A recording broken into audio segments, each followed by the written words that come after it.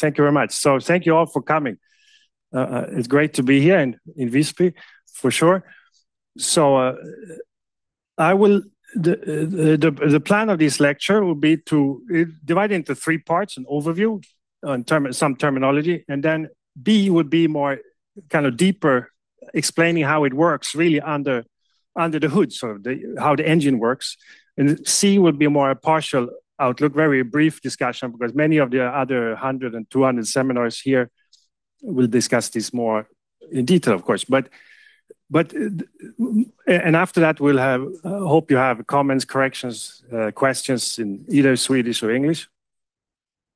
But the idea of this is that while AI is discussed in many places, almost all the time, in my opinion, or in my experience, there's rarely discussed or explained the principal ideas, how it works. And I think that's possible to do. Simplify it, of course, but not oversimplify it. And that's what I'll attempt to do here, especially in the second part. So we'll see how that succeeds.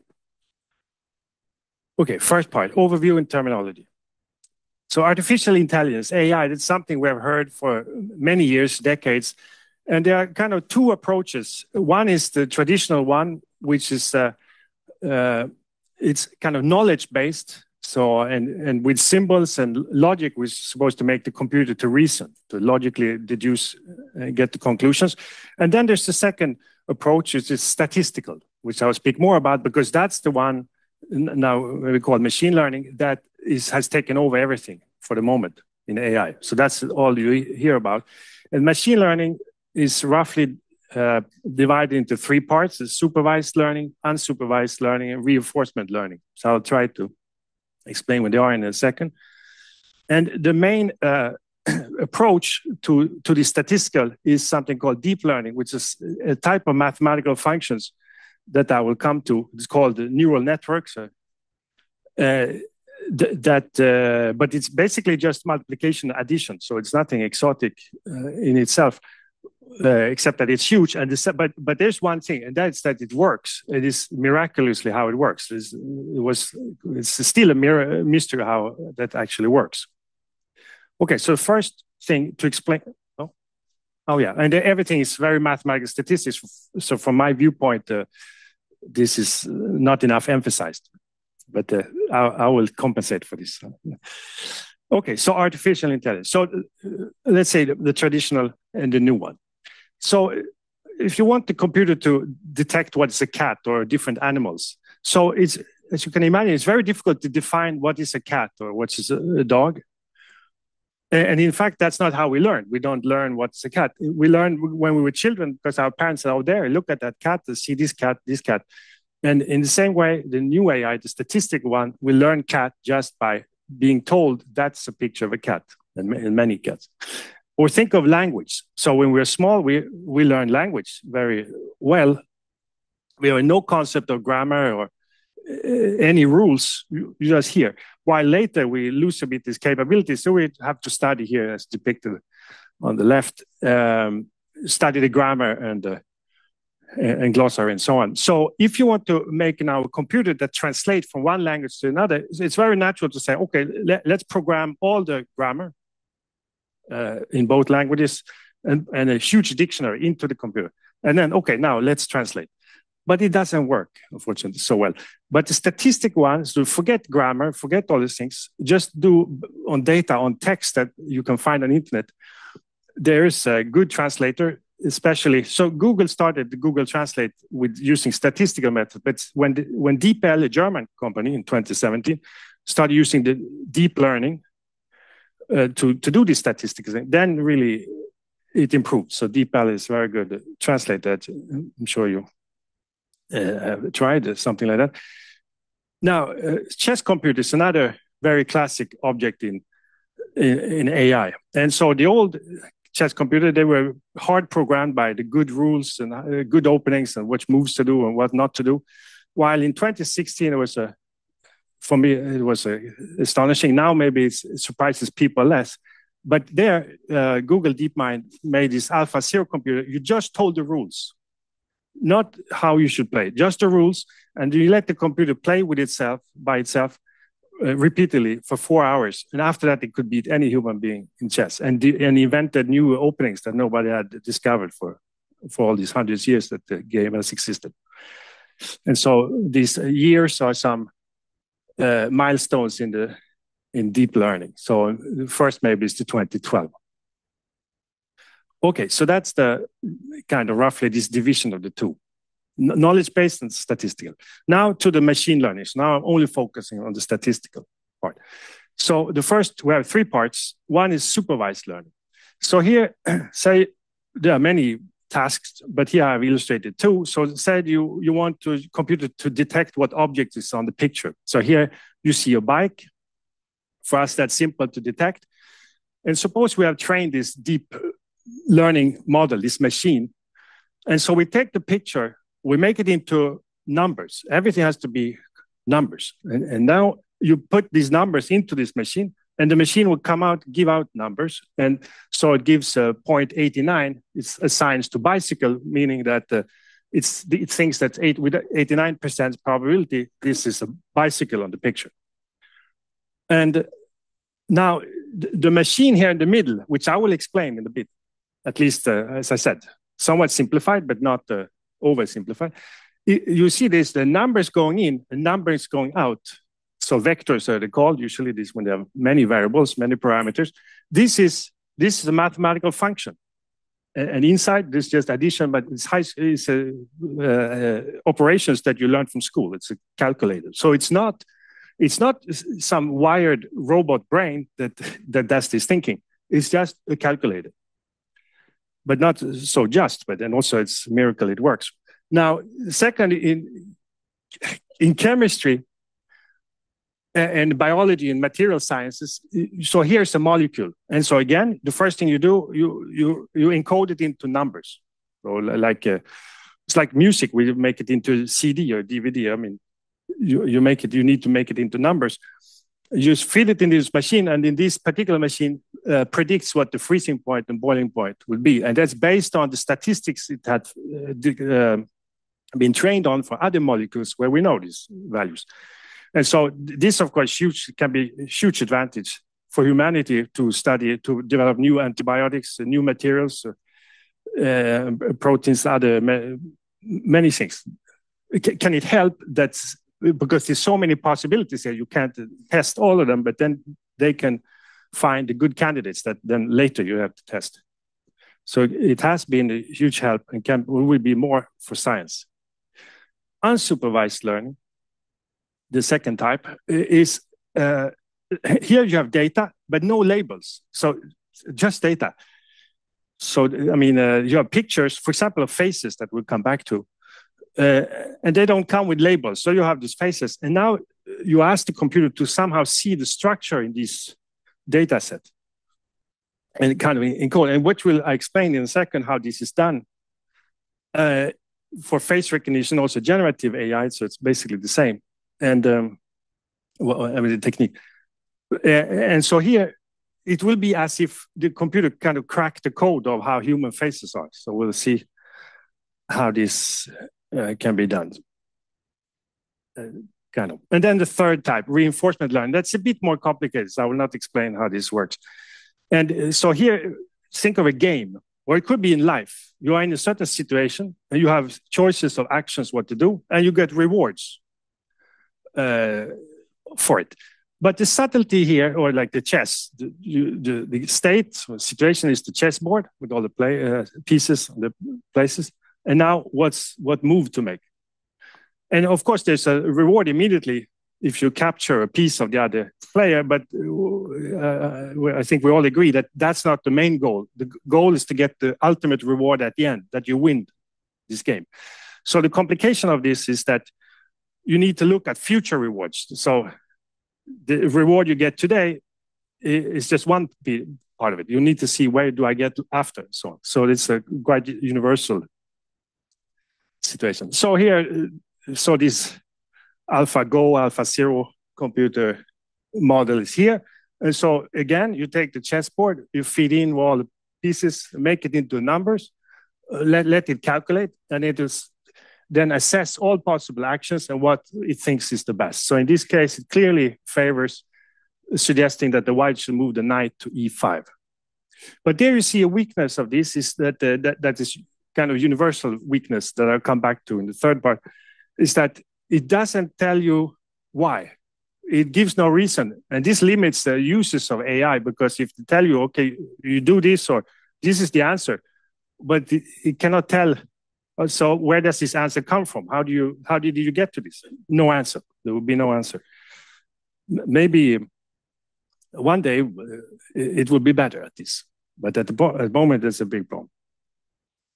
Okay, now we're going to the deeper parts. Now, what is this box in the middle? I can say already, I borrow many of these pictures from this excellent book by Simon Prince, Understanding Deep Learning. I will flash it later. It's by MIT Press, but it's for free. I mean, not this one, but it's a free PDF you can download on internet. I mean, totally legally by permission of the author and MIT Press. But yeah, anyway.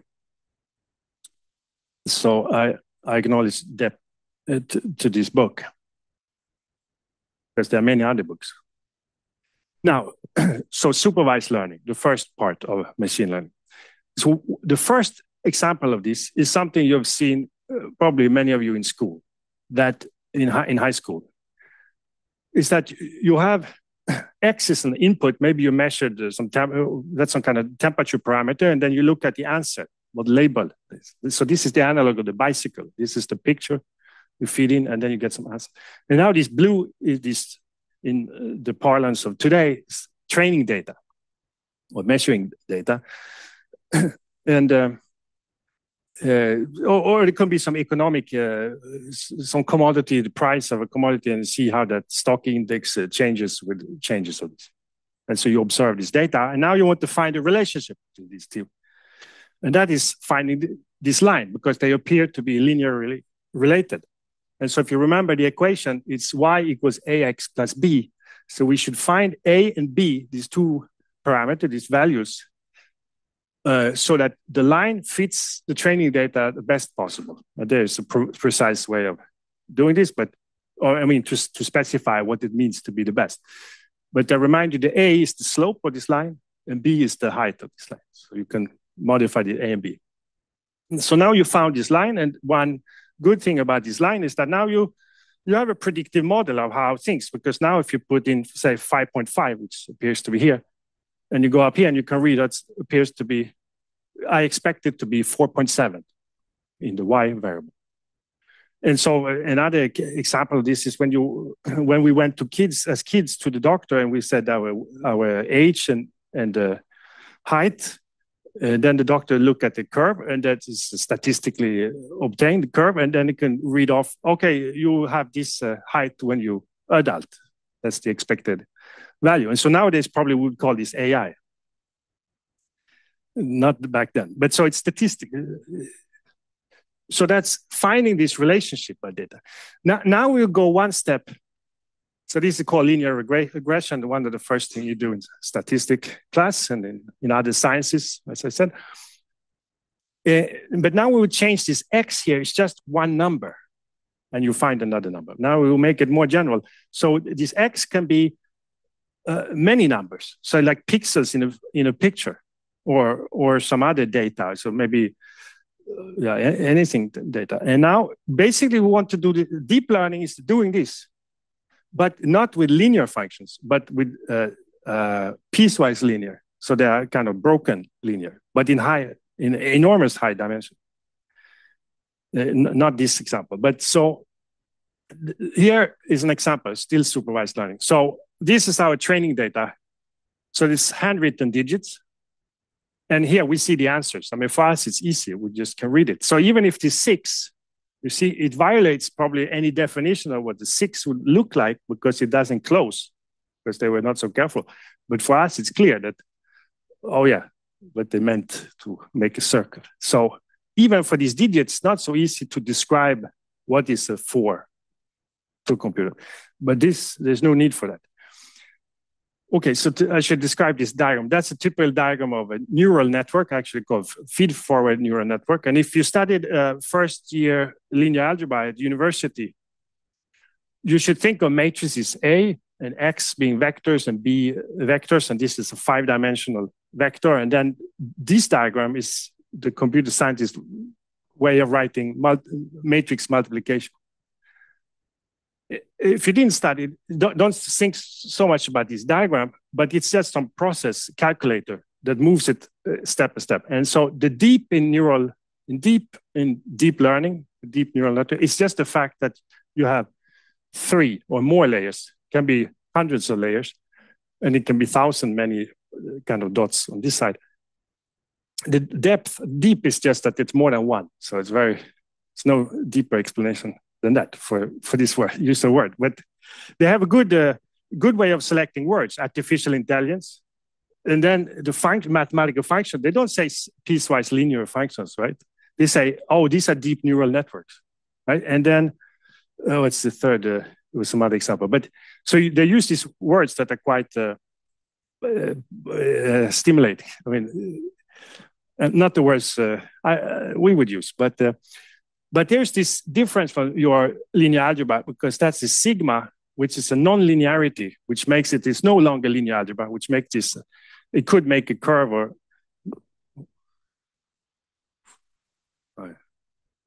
okay. It makes this curve, it's the wrong picture. It makes a curve, so sorry. So make this non-linearity. And this is kind of loosely inspired by how brain neurons are supposed to work, that there are signals coming in. What goes out is not the average of what comes in, but it's more like a threshold. And so that's the kind of intuition of this. So that's why it's called neural network. So maybe it's a good name, but it's still probably quite just loosely inspired by our brains. Okay, so now you take each number, each little picture here, 6, for example, and now you make it into numbers. So the black pixel, you don't need so many pixels for this example. And so if you have a black pixel, maybe you send 1, 0, and white, maybe a 1. And now you plug these numbers in, and then you try to find these parameters so that you will arrive at 6. So now I'm trying to decide A and B, like we did before. With finding the line was the task of finding A and B, but now we do this in higher dimension with many more variables. So we're trying to find all these A and B's so that this matches as well, basically exactly these numbers. And so suppose we have done this. The diagram here is just for illustration. It doesn't quite make sense, but for the purpose. So I mean, there are 2 components. First is the learning. And this is very costly, not for this example, but for this chat GPT and others. That costs a huge amount of money and energy and other things, because they use trillions of these parameters. Here, I have 20. But once you have found these digits, then it's small. Then you can download it on this. I think Facebook's have this, their chat, what's it called again? I forget, but you can download it for free and put it on your computer, because then kind of all of knowledge of language or whatever is encoded in these numbers. But the numbers, they don't have any interpretation. That's again this problem I said, explainability. Anyway, so suppose we trained it, we found all these A and B's and things. As I said, there are many more numbers than this, but it's just some kind of illustration. And now I take this digit so that somebody draw this. It's a bit not so careful because it's tilted and there's a bit too much there. So you make it into pixels, 1s and 0s. You calculate and calculate, and it comes out an answer. And the computer will say, with high probability, it will be 8. And so that's how it works. Supervised learning. Okay, now unsupervised learning. So but now we don't have no labels. You see, here we had always answers. We had this, and we said, oh, okay, here we wanted the computer, but here, when we trained it, here we had training, and we had answers. Or with the cats and dogs, we had pictures of cats and dogs that we fed this machine to find these parameters, so that later, which is a miracle that it actually works, it can feed in another picture and it will much of the time be correct. But now we have just data. But I find this a beautiful idea. Now, the answer is the picture itself. So then you say, oh, but that's totally stupid. You build a machine that you set in the picture, and then you say, okay, here's the picture back. But now there's something interesting that happens. So you send in this picture. Again, this is obviously just an illustration, but so they have many parameters, I don't know, 1,000, a million, or whatever. But you take those numbers, and then you squeeze it into this bottleneck. It's called an autoencoder, this neural network. You squeeze it into this bottleneck, and then you unsqueeze it. And because you squeeze it, so maybe here in the middle, these red parameters could maybe be 40 numbers. 40 numbers that has encoded this picture.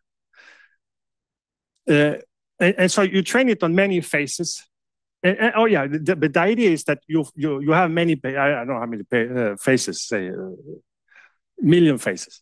I don't know. You do this and you try to find these all A and Bs, so the analog of finding that line, such that you get back the picture, even though you squeezed it. So compressing is like probably your phones do when you take a picture and then it compresses without losing quality. But here you compress much more dramatically. And then so that you get back. So you train on the data itself. So it's not so stupid because of this bottleneck. Now, there are two applications of this. So this is the encoder part. It's a good word. And decoder. So the application of encoder is the following: face recognition. So if you take two pictures and you want the computer to decide whether it's the same person or it's, of course, from the pictures themselves, you can't decide because this could be from this side or this could be big and other colors. And so to compare pixel by pixel, there's no way. So again, for us, it's easy, but for a computer, impossible. But now you encode this to these 40 parameters. And then the miracle is that now those two, if they were the same person, they would be very close. So it's as if this picture, this neural network, had kind of cracked the code of our faces. So that's face recognition. Now, the second part also has application. The decoder, because now you can move these parameters, change these parameters. If you change these parameters, the picture will be different. So you can send in one picture or maybe two pictures, and you have parameters here. And then you can move them, and then you will get the new pictures. But the again, kind of miracle is that you get nice pictures. So for example, maybe it's simplified a bit, but and I don't know everything about this either, but the principle I did. So for example, you send this woman as the original picture. So that's encoded in these, say, 40 parameters. And then maybe, if you're lucky, one of these parameters, if you change this, you see that you screw this parameter, you can make her smile. And then you find another parameter, you can make her mouth open, and you can do all kinds. So all these pictures are fake. And suppose you want to have mixed two faces. I mean, it's not so clear why you would like to do that, but say you have two faces. Of course, there's no way of taking the average pixel between these two. So what do, you encode both. Maybe I should. So you encode both into these magical hidden parameters. And then maybe you draw a straight line between and interpolate between these two faces. And then you see what answers, what faces you get here. And there you get this transition between one of the person to the other. And then you can generate other pictures by working in that space. And probably this bottleneck picture is, actually, if you know economics, it's some kind of generalization of the principal component analysis when you look at hidden factors between many data. So they probably have other applications. Maybe you'll find some. Okay, so now to a partial Outlook, and since I'm a bit faster on time, but the computer stressed me because if they're going to get black anytime. So, and hopefully you have questions at the end. But so therefore I can take the time to explain that this is Dante. He's just been permanently expelled from Florence. Here it could almost be the Visby city wall. So he is showing his great poem, the Divine Comedy, and here's hell, purgatory, and heaven. And then the stars there that signifies hope. So this is the introduction to this. So very human. I mean, this is 700 years ago, but still as fresh as ever. Now, so the limitations and risks. So I'm not an expert on this or anything else, but so here's some kind of partial list. And as I said, there are many other seminars that discuss various things in more detail. But for the more, so the first list, so it will come more. So don't worry if your favorite topic is not here, and please add it later. But this is kind of unintentional problems. So everybody probably experienced that ChatGPT just makes complete errors to say Stockholm is the capital of Gotland and this type of thing without hesitation. And so there are many errors, and there's no way of, basically not too much way to fix that because of the kind of black box. And okay, biases is a problem also with the training data. So yeah, I should say this development in 2012 and the last 10 years and so on, it has been, okay, there's this math that nobody thought would work. I mean, it's the computer scientists that worked this out. The math would say that it was not going to work, so don't even try. But then there's the fast speed of computers and this availability of this vast amount of data. So those are components why we are seeing this, all this AI today. Okay, so if the data is bad, biased, okay, the outcome probably will become biased, but it can become biased maybe inside with itself. So this is called value alignment problem. To have it, you want it to come out following our human ideas of humanity. And then there was the problem of explainability that limits its use, probably, that you cannot just rely on something that says it's like this, but then you don't have much. It would be nice if it gave you explanation. Why should we move this chess move? Yeah, that's a good because of this. Or why should we do this? Or why? Yeah, anyway. So, okay, then there are other troubles with maybe unemployment and changes in the structure of society and environmental from this. So one other problem of this system, like ChatGPT, is that they are so huge. Like trillion parameters that take months to train. It costs hundreds of millions of dollars to train, so they're enormous. So if you could find a better way of doing it, now when we know that it's possible, then that could be reduce cost of everything. And then the education, there are of course many problems, how to teach the young and make sure they don't cheat. And then there are probably some people who's it's kind of inconvenient when the machine spits out the truth. That's also a problem for some people. And then there are copyright problems, of course, because you're training your data. And New York Times have a lawsuit against OpenAI for that OpenAI on copyright, that OpenAI uses all their millions of articles for training their ChatGPT. So we'll see how that turns out. Okay, then there's kind of intentional misuse. And this, I have no solution to this. So this is part of Dante's hell. Misinformation, fraud, maybe a design of a virus that is really optimal to kill us and military for aggressive purposes. So that's another risk. And at least the first part, I'd like to emphasize that there's a lack of understanding of these mathematical functions are. And so how and why it works, and maybe you can do it better, and so on. So that black box aspect of it is a problem. And I think many of you know this better than me also.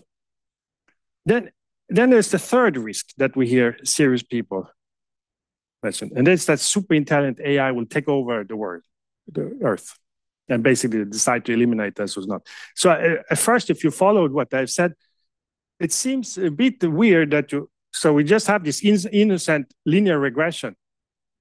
And then you'll be, okay, it's huge mathematical function, but somehow this mathematical function should start thinking by itself and having agendas and do things. It's a bit difficult for me to to imagine. But then they would say that, oh yeah, but development goes like this, has been going like this, so it's going to continue like this. This also maybe can be debated.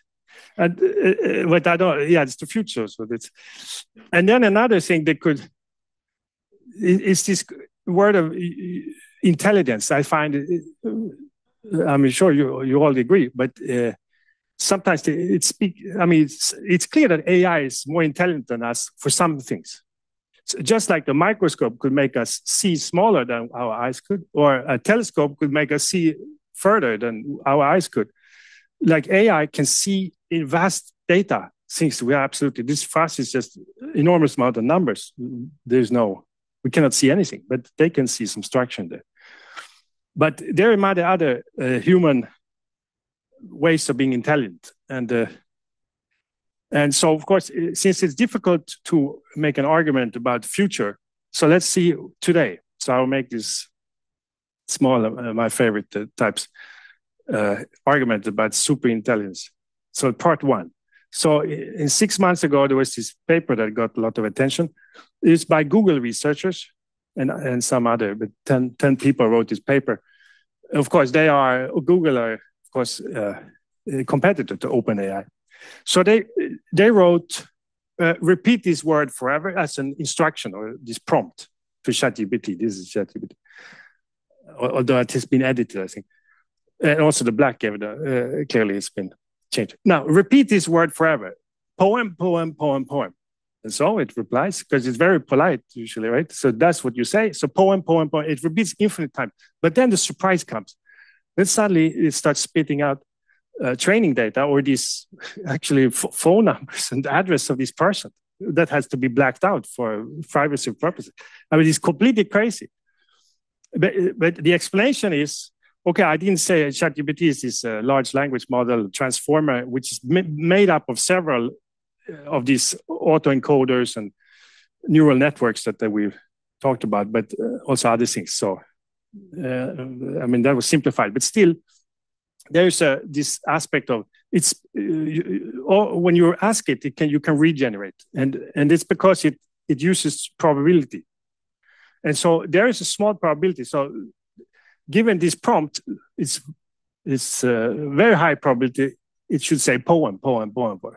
But there's a tiny bit which has that something else comes out, and if you repeat it many times, then that's the famous law of large number, then at some point there will come this unlikely thing, and that's what it splits out. I mean, it's a bit rough. Now you cannot ask this to do this. They will say, no, I don't like this question.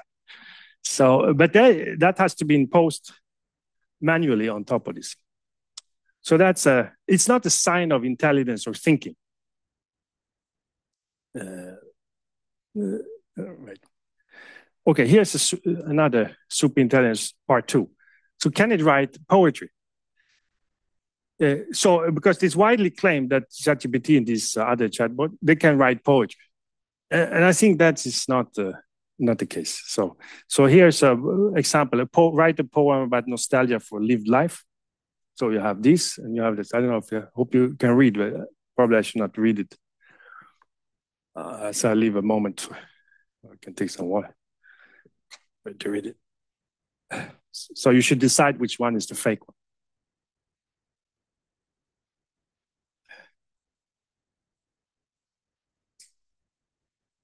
And I think, okay, don't read the second one.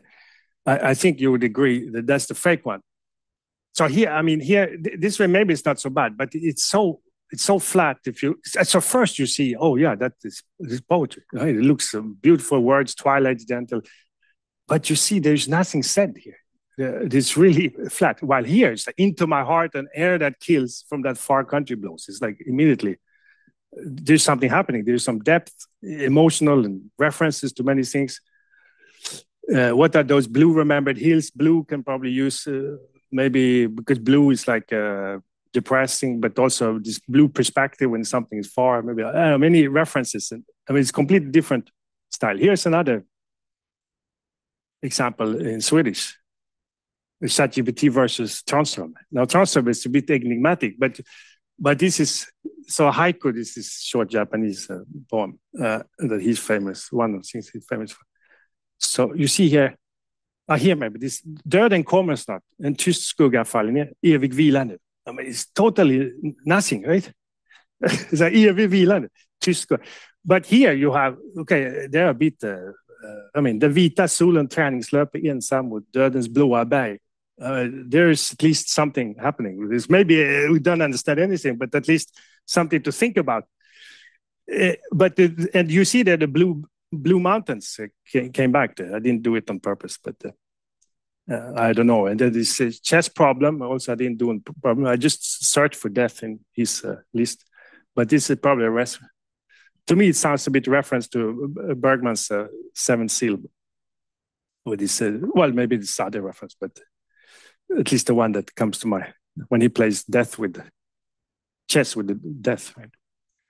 Anyway, so I think this, even if we are not into, I mean, I do poetry as example, you know, there's music, the art, and other things. It's, for me, a little bit more difficult to detect. But poetry is also the kind of so concentrated and it's distinguished by its depth, and that words are used in multiple ways in irony. You never say what you mean in poetry, basically. That's almost the definition of poetry. But so that's why I think it's a good explanation to highlight this. This is a machine, and it's not the same as human intelligence. So I think there's still something missing. And I think with these math things, it won't be able to write. I mean, I've seen that ChatGPT does a bit better with time, but and then also maybe somebody would say, oh, but you have to prompt it better than this. But okay, if you prompt it, maybe it's almost like you write it yourself, the poem for it. So, but I don't. I mean, of course, it can be useful to get ideas. There are some tyst skugga, maybe it's nice, so you can get some ideas. But just by itself, I don't think so, because you need to have some idea. It's like when you have ideas about, I don't know, in business or life, and you have some feeling that, oh yeah, this, we should do this. But these machines, they don't really have this. I think maybe other people say differently. So in summary then, statistical and deep learning is the engine of this machine that we call today's AI. So compared to the old type AI, but which maybe needs to be combined to make something better. I don't know. And so I try to explain that it's quite mathematical rather than being robot brain-like. And the lack of understanding, because it's a miracle that they explain that it shouldn't work from a mathematician's point of view, but that it does work to such an extent is remarkable, but it's still too much a black box. And so most progress is by trial and error. Of course, some intuition that the computer scientists have, but on the whole, there's not really a solid foundation for how it works. And so here are the acknowledgements. Here again, this book, and you can just Google the name to find it if you want. But yeah, it's rather mathematical, but or the website is there. And then I learned a lot from my collaborators, Benny Avelin, a colleague at the math department in Uppsala, and Benoit Derain, who is also a mathematician, machine learning expert at Google. And then that's the last slide. So thank you very much for listening.